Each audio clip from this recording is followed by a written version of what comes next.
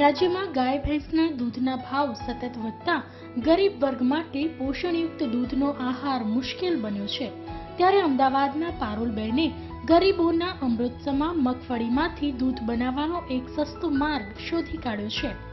માત્ર 100 ગ્રામ જેટલી મગફળીને ઉકાળીને ફોતરા દૂર કરી પીસવાથી 1 લીટર જેટલું પોષણક્ષમ દૂધ મળે છે।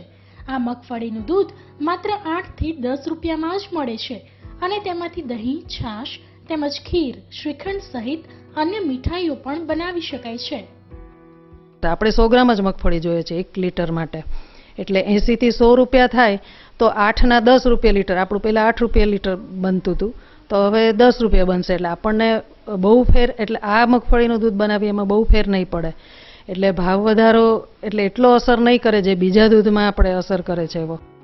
મગફળીના દૂધમાંથી નાઇસિન નામનું મળતું તત્વ માનસિક વિકલાંગ અને વૃદ્ધોની સ્મૃતિને સક્ષમ બનાવવામાં પણ ઉપયોગી છે। આ દૂધમાંથી કેલરી, પ્રોટીન અને ફેટ જેવા મહત્વના તત્વો સામાન્ય દૂધની સરખામણીએ વધુ મળે છે।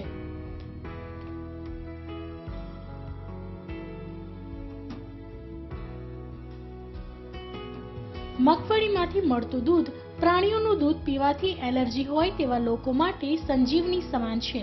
આ દૂધ પચવામાં હલકું છે અને બીજી આ દૂધની ખાસિયત એ છે કે આ આપણે સામાન્ય રીતે દૂધ બધા આપણા ગાય ભેંસના હોય છે એટલે એનિમલ પ્રોડક્ટ છે, જ્યારે આ એટલે વનસ્પતિજન્ય દૂધ છે।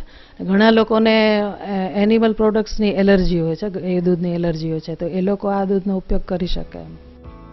રાજ્ય સરકાર ગરીબોને યોગ્ય અને પોષણક્ષમ આહાર મળે તે માટે પ્રયત્નશીલ છે, ત્યારે મગફળીમાંથી દૂધ જેવા સોંઘા વિકલ્પોને પ્રોત્સાહન આપી અમલી બનાવવામાં આવે તો ખૂબ જ સારા પરિણામ મળી શકે છે।